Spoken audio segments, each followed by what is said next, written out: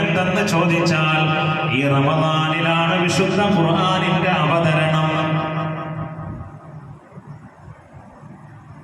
ഇപ്പൊ റമദാനിന്റെ പ്രത്യേകത ഖുർആൻ അവതരിച്ച മാസം എന്ന നിലയ്ക്കാണ്. ലൈലത്തുൽ ഖദ്റിന്റെ പ്രത്യേകത ആ രാത്രിയിലാണ് വിശുദ്ധ ഖുർആനിന്റെ അവതരണം ഉണ്ടായത്.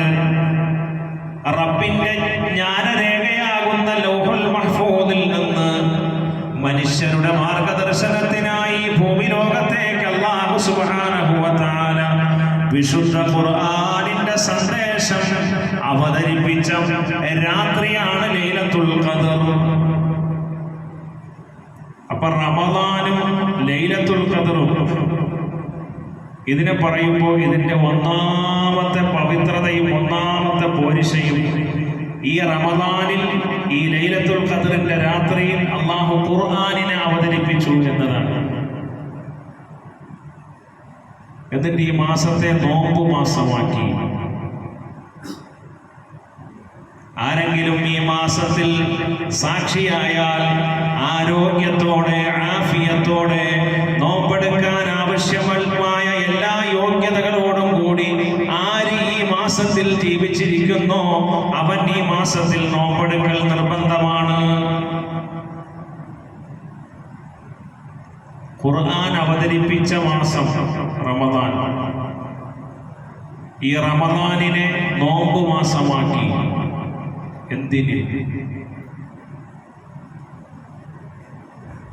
ഈ നോമ്പ് നമുക്ക് നേടിത്തരുന്നത് അനുസരണമാണ്. അനുസരണം, നോമ്പിന്റെ പ്രകൃതം അനുസരണമാണ്. റമദാൻ അല്ലാത്ത കാലത്ത് അല്ലാഹു റബ്ബുൽ ഇസ്സത്ത് നമുക്ക് അനുവദിച്ചു തന്നവയെപ്പോലും റമദാനിന്റെ പകലുകളിൽ പടച്ചവൻ നിശ്ചയിച്ചു തന്ന ആ സമയത്ത് നമ്മൾ ഉപേക്ഷിക്കുകയാണ്. വെള്ളം കുടിക്കുക, ആഹാരം കഴിക്കുക, ഭാര്യാ സംസർഗത്തിൽ ഏർപ്പെടുക, ഇതൊക്കെ റമദാൻ അല്ലാത്ത കാലത്ത് അല്ലാഹു അനുവദിച്ചു തന്നതാണ്. പക്ഷേ റമദാനിന്റെ പകലുകളിൽ അല്ലാഹു റബ്ബുൽ ഇസ്സത്ത് അത് നിബന്ധന വെച്ച് ഒഴിവാക്കാൻ ആവശ്യപ്പെട്ടിരിക്കുകയാണ്. ആ സമയം നോക്കി നമ്മളത് ചെയ്യുന്നു. നമ്മുടെ സാധാരണ ജീവിതത്തിൽ രാവിലെ 4 മണിക്കോ 3 മണിക്കോ എഴുന്നേറ്റ് ഭക്ഷണം കഴിക്കുന്ന ഒരു സമ്പ്രദായമേ ഇല്ല. പക്ഷേ റമദാനിൽ നാം 4 മണിക്കും 4:30 മണിക്കും 3 മണിക്കുമൊക്കെ എഴുന്നേറ്റ് അത്താഴം കഴിക്കുന്നു, ഭക്ഷണം കഴിക്കുന്നു. അല്ലാഹുവിന്റെ നിർദ്ദേശമാണ്. ഒന്നും കഴിക്കാത്തവൻ ഒരിറക്ക് വെള്ളമെങ്കിലും കുടിച്ച് തന്റെ അനുസരണ ബോധത്തെ പ്രഖ്യാപിക്കണമെന്ന് അഷ്റഫുൽ ഖൽഖ് സ്വല്ലല്ലാഹു അലൈഹി വസല്ലം നമ്മളെ പഠിപ്പിക്കുകയാണ്.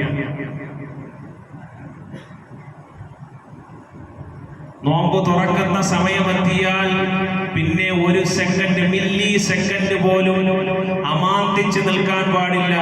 ഉടനെ നോമ്പ് തുറന്നിരിക്കണം. നോമ്പ് തുറക്കുക എന്നത് ധൃതിയോടെ നിർവഹിക്കേണ്ട അമലാക്കി അല്ലാഹു വച്ചിരിക്കുകയാണ്. അഥവാ ചെറിയ അളവിൽ പോലും തന്റെ വലിയ അനുസരണാബോധത്തെ അതിന്റെ പ്രകടമായ രൂപത്തിൽ പടച്ചവന്റെ മുന്നിൽ ബോധ്യപ്പെടുത്തി ജീവിക്കാൻ, അങ്ങനെ ഒരു ജീവിതത്തെ ക്രമപ്പെടുത്താൻ അല്ലാഹു ഒരു വിശുദ്ധ മാസത്തെ നമുക്ക് തന്നിരിക്കുകയാണ്.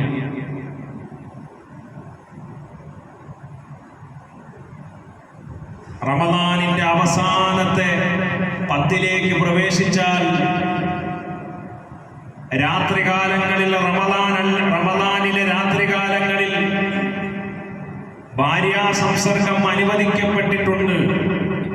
പക്ഷേ പ്രവാചകർ സ്വല്ലല്ലാഹു അലൈഹി വസല്ലമയുടെ റമദാനിലെ അവസാനത്തെ 10ന്റെ രാത്രികളെ എടുത്ത് പരിശോധിച്ചു നോക്കിയാൽ അവിടുന്ന് ആ ഭാര്യയുമായി ശയിക്കുന്നതിൽ നിന്ന് അവിടുന്ന് സ്വയം വിട്ടുനിൽക്കുകയും അമലുകൾക്ക് വേണ്ടി, ഇബാദത്തുകൾക്ക് വേണ്ടി അവരെ കൂടി സജ്ജമാക്കുകയും ചെയ്യുന്ന അഥവാ അനുസരണം അതിന്റെ പാരമ്യതയിൽ റബ്ബിന്റെ മുന്നിൽ പ്രകടിപ്പിക്കുന്ന ഒരു ജീവിതചര്യയെ മുഹമ്മദുർ റസൂലുള്ളാഹി സ്വല്ലല്ലാഹു അലൈഹി വസല്ലം നമുക്ക് കാണിച്ചു തരികയാണ്.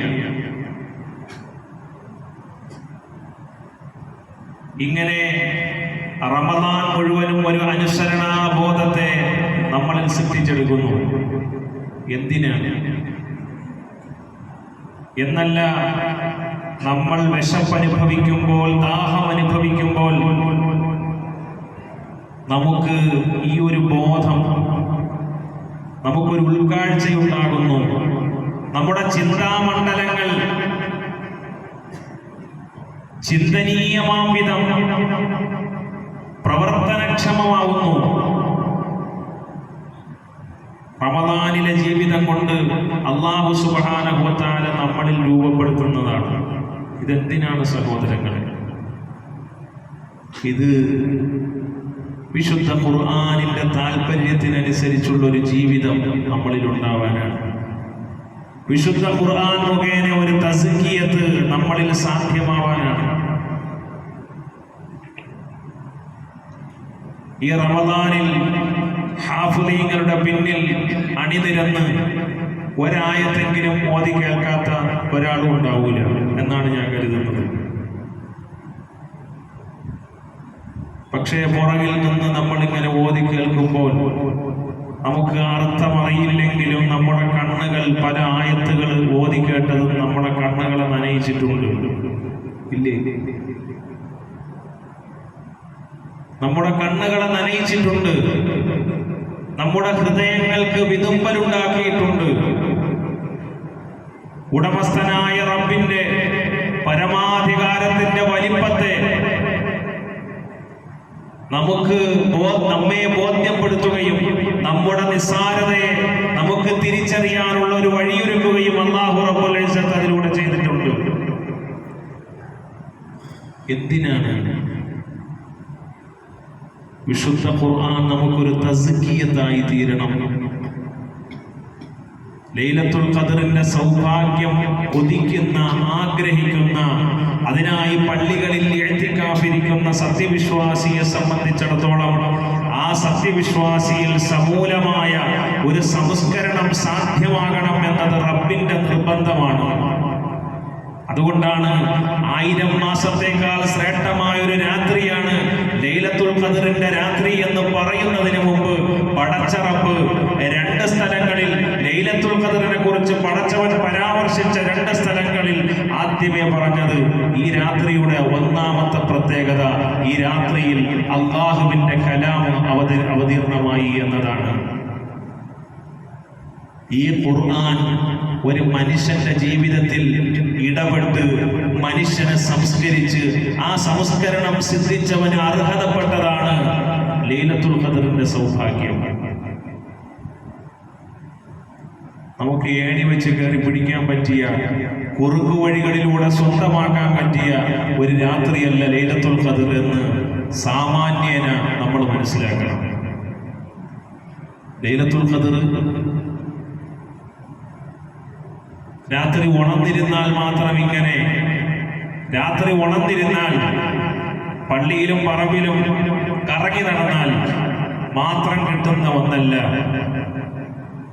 അതിനപ്പുറത്ത് അതൊരു യോഗ്യതയാണ്. അതൊരു യോഗ്യതയാണ്. അത് ആഗ്രഹിച്ചും പ്രാർത്ഥിച്ചും പടച്ചവന് ഏറ്റവും ഇഷ്ടമുള്ള അവന്റെ ഭവനങ്ങളിൽ രാപാർത്തവന്റെ ഉമ്മറപ്പടിയിൽ വീണ് കിടന്ന് കൊച്ചുകുട്ടിയെ പോലെ വിരുപ്പിക്കരഞ്ഞു തന്റെ അനുസരണ ബോധത്തെ സംസ്കരണം സിദ്ധിച്ചുകൊണ്ട് ബോധ്യപ്പെടുത്തിയും പടച്ചവനെ, ഞാൻ നല്ല അടിമയായി ജീവിക്കാനിതാ സർവാത്മന സന്നദ്ധനായി കഴിഞ്ഞിരിക്കുന്നു എന്ന ബോധ്യപ്പെടുത്തലിൽ നിന്ന്, പടച്ചവനെ ബോധ്യപ്പെടുത്തുന്നതിൽ നിന്ന് ഒരു സത്യവിശ്വാസിക്ക് കരഗതമാകുന്നതാണ് ലൈലത്തുൽ ഖദറിന്റെ സൗഭാഗ്യം. അതുകൊണ്ട് വിശുദ്ധ റമദാൻ നമ്മെ വിട്ടുപിരിയാൻ പോവുകയാണ്. വിട്ടുപിരിയാൻ പോകുന്ന ഇനി മണിക്കൂറുകളോ ദിവസങ്ങളോ എണ്ണിയെടുക്കാവുന്ന ദിവസങ്ങളോ നമ്മുടെ മുന്നിലുണ്ടെങ്കിൽ വിശുദ്ധ റമദാൻ നമ്മുടെ ചിന്തകളെ സംസ്കരിക്കണം. നമ്മുടെ സ്വഭാവ പെരുമാറ്റ ജീവിത മേഖലകളിലേക്ക് ഇറങ്ങി വരണം വിശുദ്ധ ഖുർആൻ. എന്നിട്ട് ഈ വിശുദ്ധ ഖുർആൻ നമുക്കൊരു വെളിച്ചമാകണം. ഈ വിശുദ്ധ ഖുർആൻ നമ്മെ അടിമുടി സംസ്കരിക്കണം. വിശുദ്ധ റമദാൻ നമ്മുടെ ജീവിതത്തിലേക്ക് കടന്നു വന്നു. റമദാൻ അല്ലാത്ത ജീവിത കാലയളവിനെ അപേക്ഷിച്ചിടത്തോളം നമ്മൾ ഇബാദത്തിന്റെ അളവൊന്നു കൂട്ടി, കുറെ നിസ്കരിച്ചു, നോമ്പ് വിശേഷിച്ചും എടുത്തു, കുറെ ദാനധർമ്മങ്ങൾ ചെയ്തു. ഇതെല്ലാം നമ്മുടെ ജീവിതത്തിന്റെ സംസ്കരണത്തിന്റെ ഭാഗമാണ്. പക്ഷേ നമ്മുടെ ജീവിതത്തിൽ ഇനിയും വിശുദ്ധ ഖുർആൻ മുഖേന സംസ്കരിക്കപ്പെടേണ്ട മേഖലകൾ ഏത് എന്ന് സഹോദരങ്ങളെ നമ്മൾ ചിന്തിക്കണം, നമ്മൾ ആലോചിക്കണം.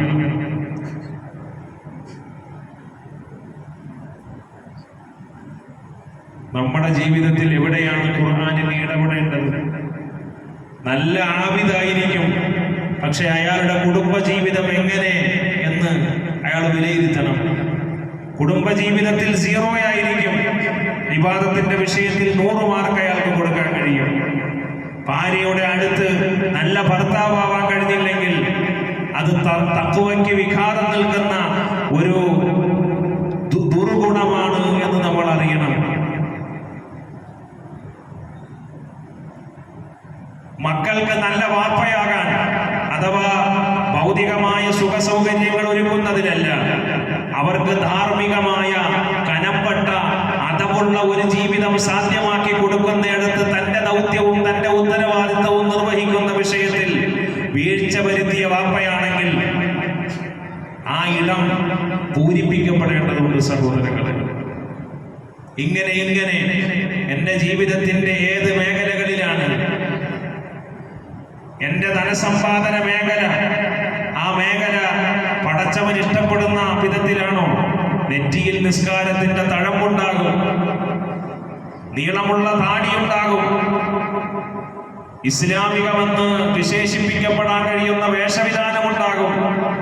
പക്ഷേ സാമ്പത്തിക മേഖല റബ്ബിന് തൃപ്തികരമായ നിലയിലല്ലെങ്കിൽ അവിടെയും തഖ്വ ചോർന്നുപോയ ഭാഗത്തെ തഖ്വ കൊണ്ട് പൂരിപ്പിക്കപ്പെടേണ്ടത് നമ്മുടെ ആവശ്യമാണ്. ഇങ്ങനെ സമ്പൂർണമായി നമ്മുടെ ജീവിതത്തിന്റെ മുഴുവൻ മേഖലകളെയും സംസ്കരിക്കപ്പെടാൻ പടച്ചവൻ നമുക്ക് വെളിച്ചമാക്കി തന്ന, വെളിച്ചത്തിന്റെ മേൽ വെളിച്ചം വിതറുന്ന ഒരു രാത്രിയിൽ അവതരിപ്പിച്ചു തന്ന വിശുദ്ധ ഖുർആൻ, ആ ഖുർആൻ നമുക്ക് ഏറ്റവും പ്രിയപ്പെട്ടതാകണം. ഖുർആനിന്റെ ഒരായത്തിന്റെ കഷണം കേട്ടിട്ട്, ഒരായത്ത് കേട്ടിട്ട് പരിവർത്തനം സിദ്ധിച്ച ആളുകൾ വിശുദ്ധ ഖുർആനിന്റെ ആശയ പഠനമില്ലാതെ തന്നെ വിശുദ്ധ ഖുർആൻ നമ്മുടെ ചിന്തകളെ തട്ടി ഉണർത്തും. അങ്ങനെ ഒരു ഹൃദയ ഭാഷയുള്ള ഗ്രന്ഥമാണ് വിശുദ്ധ ഖുർആൻ. അതിന്റെ തഫ്സീർ പഠനത്തിലേക്ക് നമ്മൾ ഇറങ്ങിച്ചെല്ലണ്ട. തഫ്സീർ പഠനം സാധ്യമാകാതെ തന്നെ സംസ്കരണം സാധ്യമാക്കി തരുന്ന ഒരു സവിശേഷ ഗ്രന്ഥത്തിന്റെ പേരാണ് വിശുദ്ധ ഖുർആൻ. മഹാനായ ഉമർ ബിൻ അൽ ഖത്താബ് റളിയല്ലാഹു അൻഹുവിനെ ചിന്തിപ്പിച്ചത്, ആ ജീവിതത്തിൽ മാറ്റമുണ്ടാക്കിയത് ഏതാനും ചില ആയത്തുകളാണെങ്കിൽ വിശുദ്ധ ഖുർആനിലെ സൂറത്തുൽ ബഖറ എന്ന് പറയുന്ന അധ്യായം, ദീർഘമായ അധ്യായത്തെ അതിന്റെ ആശയ സഹിതം അതിന്റെ ഹലാൽ ഹറാമുകളെ, ജീവിത സന്ദേശങ്ങളെ മൊത്തത്തിൽ മനസ്സിലാക്കാൻ ഉമർ റളിയല്ലാഹു അൻഹു എടുത്ത വർഷം 10 വർഷമാണ്. അദ്ദേഹത്തിന്റെ ജീവിതത്തിൽ ഹിദായത്തിന് കാരണമായത് ഏതാനും ചില ആയത്തുകൾ ഇങ്ങനെ ഓതി കേട്ടതാണെങ്കിൽ അദ്ദേഹം ഒരു സൂറത്ത് ആശയ പഠനം നടത്തി കഴിഞ്ഞപ്പോൾ 10 കൊല്ലം എടുത്തു. ഖുർആനിന്റെ പ്രത്യേകത ആശയം പഠിച്ച് നന്നാവാനും സംസ്കരിക്കാനും ഉള്ള ഗ്രന്ഥമല്ല വിശുദ്ധ ഖുർആൻ. ആശയ പഠനം വേണം, പക്ഷേ ഒരു മനുഷ്യൻ നന്നാകുന്നതിന് ഖുർആനിന്റെ ആശയ പഠനം നിർബന്ധമില്ല. അതിനൊരു ഹൃദയഭാഷയുണ്ട്. ഏത് മനുഷ്യനെയും, ഏത് ദേശക്കാരനെയും, ഏത് ഭാഷക്കാരനെയും കീഴ്പ്പെടുത്തുന്ന, ഏത് മതജാതി വിഭാഗത്തിൽപ്പെട്ടവരെയും കീഴ്പ്പെടുത്തുന്ന ഒരു വശ്യത. കാരണം പൂർണ്ണമായും ദൈവദത്തമായ വചനങ്ങളാണ് ആ ഖുർആൻ ഉൾക്കൊള്ളുന്നത് എന്നതുകൊണ്ട് തന്നെ അതിനൊരു സംസ്കരണ ശേഷിയുണ്ട്, മാസ്മരികതയുണ്ട്. ഇത് നമ്മുടെ ചിന്തകളെ തട്ടി ഉണർത്തണം. നമ്മുടെ ഹൃദയങ്ങളിൽ പരിവർത്തനത്തിന്റെ ആന്തോളനങ്ങൾ സൃഷ്ടിക്കപ്പെടാൻ സഹോദരങ്ങളെ കാരണമാകണം. ഈ റമദാൻ കഴിഞ്ഞ് കിടക്കുമ്പോൾ ഖുർആൻ നമുക്ക് ഏറ്റവും പ്രിയപ്പെട്ട ഗ്രന്ഥമായി മാറണം. ഏതെങ്കിലും അർത്ഥത്തിൽ ഖുർആനുമായി ഹൃദയത്തെ ബന്ധിച്ചുകൊണ്ടുള്ള ഒരു ജീവിതത്തെ റമദാനിന് ശേഷം നമ്മൾ തീരുമാനിക്കപ്പെടണം. ഏതെങ്കിലും അർത്ഥത്തിൽ ഞാൻ ഈ ഖുർആനുമായി എൻ്റെ ഹൃദയത്തെ ചേർത്ത് വെച്ചുകൊണ്ടുള്ള ഒരു ജീവിതം ഞാൻ നയിക്കും. എന്തിനാണെന്നറിയോ? തസ്കിയത്തിന് വേണ്ടിയിട്ടാണ്, സംസ്കരണത്തിന് വേണ്ടിയിട്ടാണ്. ഒരിക്കലും മാറില്ല, ജീവിതത്തിൽ ഒരു മാറ്റം സാധ്യമല്ല എന്ന് സമൂഹം ഒന്നാകെ വിധിയെഴുതിയ ജനസമൂഹങ്ങൾ, വ്യക്തികൾ വിശുദ്ധ ഖുർആനിന്റെ ചെറിയ ചെറിയ വചനങ്ങൾ കൊണ്ട് അവർ പരിവർത്തനം സിദ്ധിച്ചിട്ടുണ്ട്. എത്ര കാലം കൊണ്ട് പരിശുദ്ധ ഖുർആനിന്റെ വക്താക്കളായി പരിശുദ്ധ ഖുർആനിന്റെ ആയത്തുകൾ കേട്ട് നമ്മൾ നമസ്കരിക്കുന്നു. സഹോദരങ്ങളെ, ഈ ഖുർആൻ സമൂലമായൊരു പരിവർത്തനത്തിന്, അല്ലെങ്കിൽ ജീവിതത്തിന്റെ ഏതെങ്കിലും ഒരു ഭാഗത്തെ ശുദ്ധീകരിക്കുന്നതിന്, വെളിച്ചമേകുന്നതിന് നമ്മെ സഹായിച്ചിട്ടുണ്ടോ എന്ന് ന്യായമായും ഞാനും നിങ്ങളും സ്വയം ചോദിച്ചു നോക്കേണ്ട ഒരു ചോദ്യമാണ്.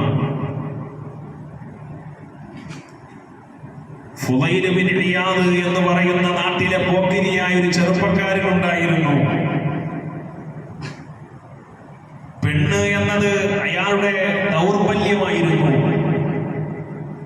കാണുന്ന പെണ്ണിന്റെ സൗന്ദര്യത്തെ ആസ്വദിക്കുകയും ആ പെണ്ണിനോടൊപ്പം ശയിച്ചാലല്ലാതെ തന്റെ മനസ്സിന്റെ താല്പര്യത്തെ പൂർത്തീകരിക്കാനാകാതിരിക്കുകയും ചെയ്യുന്ന ഒരവസ്ഥാവിശേഷം ഇങ്ങനെ രോഗം പോലെ, ദൗർബല്യം പോലെ കൊണ്ടു നടന്ന ചെറുപ്പക്കാരൻ ഒരിക്കൽ ഒരു പെണ്ണിന്റെ സൗന്ദര്യത്തിൽ ആകൃഷ്ടനായി പാതിരാത്രിയിൽ ആ പെണ്ണിന്റെ വീട്ടിലേക്ക് കയറി ചെന്ന് ആ പെണ്ണിന്റെ വീട്ടുവാതിലിൽ മുട്ടാൻ ഇങ്ങനെ ശ്രമിക്കുമ്പോ അകത്തു നിന്ന് വിശുദ്ധ ഖുർആനിന്റെ പാരായണം ഇങ്ങനെ നേരിയ ശബ്ദത്തിൽ, നേർത്ത ശബ്ദത്തിൽ തന്റെ കാതുകളിലേക്ക് വന്ന് പതിക്കുകയാണ്. വാതിലിന്റെ താക്കോൽ പഴുതിലേക്ക് തന്റെ കാതിനെ ചേർത്ത് വെച്ചു. ഒരു വൃദ്ധനായ മനുഷ്യൻ വിശുദ്ധ ഖുർആൻ പാരായണം ചെയ്യുകയാണ്. അലം യഅനി ലില്ലദീന ആമനൂ അൻ തഖ്ശഅ ഖുലൂബുഹും ലിദിക്രില്ലാഹ് വമാ നസല മിനൽ ഹഖ്. അവതരിച്ചു കിട്ടിയ വിശുദ്ധ ഖുർആനിലേക്ക്, അല്ലാഹുവിന്റെ സ്മരണയിലേക്ക് നിങ്ങളുടെ ഭയം, സത്യവിശ്വാസികളുടെ ഹൃദയങ്ങൾക്ക് ഭയമുണ്ടായി പടച്ചവനിലേക്ക് കീഴൊതുങ്ങാൻ, ഖുർആനിലേക്ക്, അവന്റെ സ്മരണയിലേക്ക് കീഴൊതുങ്ങാൻ സത്യവിശ്വാസിക്ക് സമയമായില്ലേ എന്ന ന്യായമായ ചോദ്യം ഉയർത്തുന്ന, ആ ആശയം ഉൾക്കൊള്ളുന്ന ആയത്താണ് ഫുളൈൽ ബിൻ ഇയാദ് കേൾക്കുന്നത്. ആ ഒരൊറ്റ ആയത്താണ് അദ്ദേഹത്തിന്റെ ജീവിതത്തിൽ അദ്ദേഹത്തെ മാറ്റിമറിക്കുന്നത്. അന്നത്തെ രാത്രി മുതൽ അദ്ദേഹത്തിന്റെ ജീവിതത്തെ മാറ്റിമറിച്ചു ഈ ഒരൊറ്റ ആയത്ത്. പിന്നീട് ആരായി എന്നത് ഒരൊറ്റ സവിശേഷത കൊണ്ട് നമുക്ക് മനസ്സിലാക്കാൻ കഴിയും. അദ്ദേഹത്തിന് ഒരു അപരനാമമുണ്ട്, ആബിദുൽ ഹറമൈൻ. അള്ളാഹു ഏറ്റവും പവിത്രമാക്കി കണക്കാക്കപ്പെടുന്ന ഇരു ഹറമുകളെയും ഇബാദത്ത് കൊണ്ട് അലങ്കരിച്ച രണ്ട് ഹറമുകളുടെയും ആബിദ് എന്ന് പറയുന്ന സവിശേഷ ബഹുമതിയിലേക്ക് ഫുളൈൽ ബിൻ ഇയാദ് എത്തിപ്പെടുകയാണ്.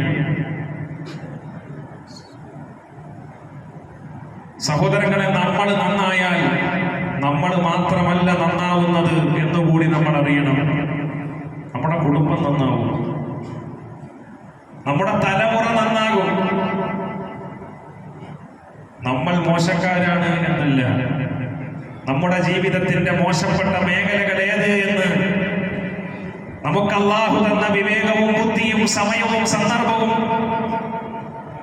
അവസരങ്ങളും ഉപയോഗിച്ച് കണ്ടെത്തി അവയെ തിരുത്താൻ സഹോദരങ്ങളെ നമുക്ക് കഴിയണം. എന്റെ ജീവിതത്തിന്റെ മേഖലകളിൽ എവിടെയാണ് ഞാൻ എനിക്ക് തിരുത്തൽ ആവശ്യമെന്നത് എനിക്കല്ലാതെ വേറൊരാൾക്കും അറിയില്ല. നമ്മുടെ ഓരോരുത്തരുടെയും അവസ്ഥ അതാണ്. വിശുദ്ധ റമദാനുകൾ നമ്മുടെ ജീവിതത്തിലേക്ക് അതിഥിയായി, വിരുന്നുകാരനായി, വിശിഷ്ടാതിഥിയായി കടന്നു വന്ന് സലാം പറഞ്ഞ് നമ്മളതിനെ ഒടുവിൽ യാത്രയാക്കുമ്പോൾ പല റമദാനുകൾ നമ്മുടെ ജീവിതത്തിലൂടെ ഇങ്ങനെ കടന്നുപോയതിനു ശേഷവും നമ്മളിലെ ചില ദൗർബല്യങ്ങൾ നമ്മളിൽ തന്നെ അവശേഷിക്കുന്നുണ്ടെങ്കിൽ ഒരു മാറ്റങ്ങളും നമ്മുടെ സ്വഭാവ, ജീവിത, കുടുംബ, സാമ്പത്തിക, സാമൂഹിക മേഖലകളിൽ ഉണ്ടാക്കുന്നില്ലെങ്കിൽ സഹോദരങ്ങളെ നമ്മൾ പേടിക്കണം. റമദാൻ നമുക്ക് പാപമോചനം നേടിത്തരുന്നില്ല എന്നതാണ് അതിന്റെ അർത്ഥം. പടച്ചവൻ കാത്തു രക്ഷിക്കുമാറാകട്ടെ. ഞാൻ പറഞ്ഞു വരുന്നത്, നമ്മുടെ ജീവിതത്തിൽ ഒരു നല്ല മാറ്റത്തിന് വേണ്ടി നമ്മൾ കൊതിക്കുകയും അതിന് നമ്മൾ സന്നദ്ധമാവുകയും ചെയ്താൽ നമ്മുടെ മക്കളെ അല്ലാഹു നന്നാക്കി തരും, നമ്മുടെ തലമുറകളെ അല്ലാഹു നന്നാക്കി തരും. മഹാനായ ഫുളൈൽ ബിൻ ഇയാദിന്റെ മകൻ Ali bin Fudail bin Iyad നരകത്തെ കുറിച്ചെങ്ങാണം അർത്ഥമുള്ള ഒരു ആയത്ത് അദ്ദേഹം കേട്ടാൽ ബോധരഹിതനായി വീണുപോകുമായിരുന്നു. ഒരു ദിവസം പള്ളിയിൽ നമസ്കാരത്തിന് വേണ്ടി കടന്നു വന്നു Ali bin Fudail bin Iyad. നമസ്കാരത്തിൽ ഒരു ആയത്ത് ഓതി കേട്ടു. ولو ترى إذ وقفوا على النار فقالوا يا ليتنا نرد ولا نكذب بآيات ربنا ونكون من المؤمنين. അവരെ കുറ്റവാളികളെ നരകത്തിന്റെ ഓരത്തിങ്ങനെ നിർത്തപ്പെടുന്ന ഒരു രംഗം നീ കണ്ടിരുന്നുവെങ്കിൽ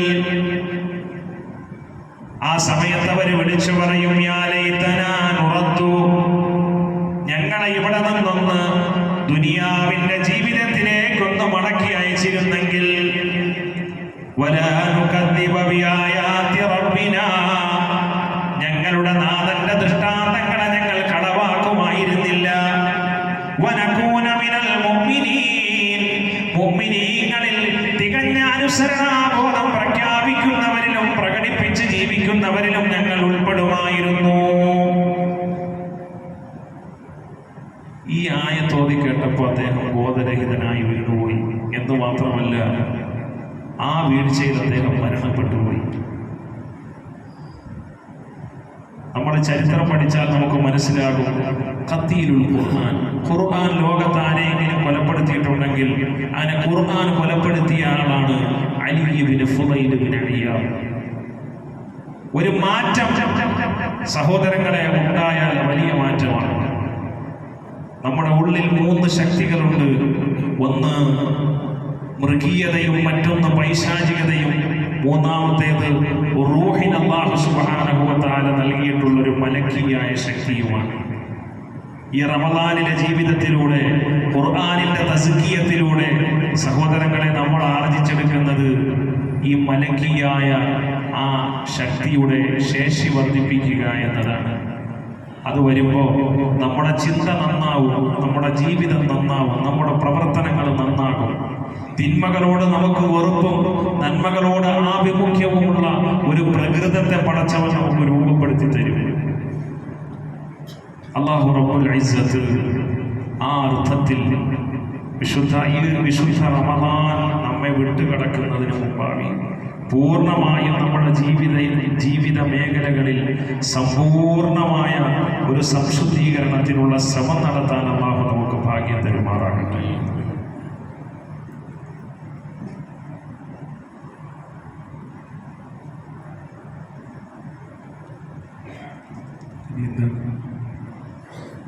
ഒരു ലഹരി പോലെ കൊണ്ട് കിടക്കുന്ന ആളുകൾ കുറച്ച് സമയമെടുത്ത് ഒരു 300 ദിക്ർ ചൊല്ലി സമയമെടുത്ത് നിർവഹിക്കേണ്ട ഒരു നിസ്കാരമാണ്.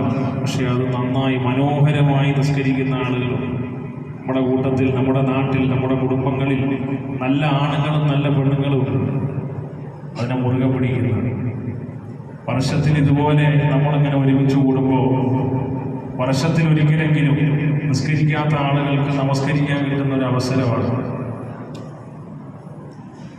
സാധാരണ നിലയ്ക്ക് തസ്ബീഹ് നിസ്കാരം ജമാഅത്ത് ഇല്ലെങ്കിലും ഒരു പഠിപ്പിക്കലിൻ്റെ ഭാഗമായി, ഈ ഒരു നമസ്കാരത്തെ പഠിപ്പിക്കലിൻ്റെ ഭാഗമായി ജമാഅത്തായി നമസ്കരിക്കാമെന്നതാണ് പണ്ഡിത മതം. അതിൻ്റെ അടിസ്ഥാനത്തിൽ എല്ലാ റമദാനിലെയും 27-ാം രാവിലെ നമ്മൾ ഒരുമിച്ച് കൂടുമ്പോൾ ആ നിലയ്ക്ക് നമ്മൾ ഈ പള്ളിയിൽ നമസ്കരിക്കാറുണ്ട്. 300 തസ്ബീഹാണ് അതിൽ ചൊല്ലേണ്ടത്. 4 റക്അത്താണ്. 2 റക്അത്ത് വെച്ചാണ് നമസ്കരിക്കുക. 2 റക്അത്ത് നമസ്കരിച്ച് സലാം വിട്ടു, പിന്നെ 2 റക്അത്ത് നമസ്കരിക്കും. അങ്ങനെ 4 റക്അത്തുള്ള നമസ്കാരം. 2 റക്അത്ത് തസ്ബീഹ് നമസ്കാരം. ഇമാമിനോടൊപ്പം അല്ലാഹു തആലയ്ക്ക് വേണ്ടി നിസ്കരിക്കുന്നു എന്ന് നിയ്യത്ത് ചെയ്ത് തക്ബീറത്തുൽ ഇഹ്റാമിലൂടെ നിസ്കാരത്തിലേക്ക് പ്രവേശിച്ചാൽ ആദ്യം വജ്ജഹത്ത് ഓതണം. വജ്ജഹത്ത് ഓതി കഴിഞ്ഞാൽ പിന്നെ ഒരു 15 പ്രാവശ്യം സുബ്ഹാനല്ലാഹി വൽഹംദുലില്ലാഹി വലാ ഇലാഹ ഇല്ലല്ലാഹു വല്ലാഹു അക്ബർ വലാ ഹൗല വലാ ഖുവത ഇല്ലാ ബില്ലാഹിൽ അലിയ്യിൽ അദീം എന്ന് പറയണം. പിന്നെ ഫാത്തിഹയും സൂറത്തും കഴിഞ്ഞ് റുകൂഇലേക്ക് പോകുന്നതിന് മുമ്പ് ഒരു 10 പ്രാവശ്യം കൂടി ഈ തസ്ബീഹ് പറയണം. അപ്പോൾ 25 നൃത്തത്തിൽ. പിന്നീട് റുകൂഇൽ പറയേണ്ട ദുആ, സുജൂദിൽ, ഇഅ്തിദാലിൽ, അതുപോലെ 2 സുജൂദുകളിൽ ഇടയിലുള്ള ഇരുത്തത്തിൽ ഒക്കെ പറയേണ്ട ആ ദുആകൾക്ക്, തസ്ബീഹുകൾക്ക് ശേഷം 10 പ്രാവശ്യം വെച്ച് പറയുക. അപ്പോൾ ഒറ്റ റക്അത്തിൽ 75 തസ്ബീഹ് പൂർത്തിയാവും. ഇങ്ങനെ 2 റക്അത്തിൽ, ഇങ്ങനെ 2 റക്അത്ത് വീതം മൊത്തം 4 റക്അത്ത് നമസ്കാരം കഴിയുമ്പോൾ 300 തസ്ബീഹ് പൂർത്തിയാകും. ഈ നമസ്കാരം നമ്മൾ നിർവഹിച്ചാൽ നമുക്ക് കിട്ടുന്ന നേട്ടം എന്താ? 10 രീതിയിലുള്ള പാപങ്ങൾ പടച്ചവൻ പുറത്തു തരും എന്നതാണ്. അറിഞ്ഞ് അറിയാതെ, മറവിയിൽ, മനഃപൂർവം, രാത്രിയിൽ, പകലിൽ, ഇങ്ങനെ തുടങ്ങി മുൻകൂട്ടി ചെയ്തത്, ഇനി ചെയ്യാൻ പോകുന്നത് എന്നതടക്കം നമ്മുടെ ജീവിതത്തിൽ സംഭവിച്ചു പോകുന്ന ചെറുപാപങ്ങൾക്കെല്ലാം, ഈ ചെറുപാപങ്ങൾ ഇങ്ങനെ ഇരുന്ന് വലുതായിട്ടാണ് വലിയ പാപമാവുന്നത്. അതുകൊണ്ടാണ് മുഅ്മിനിനെ സംബന്ധിച്ചിടത്തോളം ഒരു ചെറിയ പാപവും അവൻ്റെ മുകളിലേക്ക് വന്നു പതിക്കുന്ന പർവ്വതം പോലെയാണ് അവൻ കണക്കാക്കേണ്ടത് എന്നതാണ് അഷ്റഫുൽ ഖൽഖ് സ്വല്ലല്ലാഹു അലൈഹി വസല്ലം പഠിപ്പിച്ചു തരുന്നത്. അതുകൊണ്ട് നമ്മുടെ ജീവിതത്തിൽ വരുന്ന ചെറുപാപങ്ങൾക്ക്, 10 രീതിയിലുള്ള ചെറുപാപങ്ങൾക്ക് പരിഹാരമാണ് തസ്ബീഹ് നമസ്കാരം. ആ നമസ്കാരത്തിലേക്കാണ് പ്രവേശിക്കുന്നത്. എല്ലാവരും എഴുന്നേറ്റ് സ്വഫ് കെട്ടുക. എല്ലാവർക്കും ഒന്നുണ്ടല്ലോ അല്ലേ?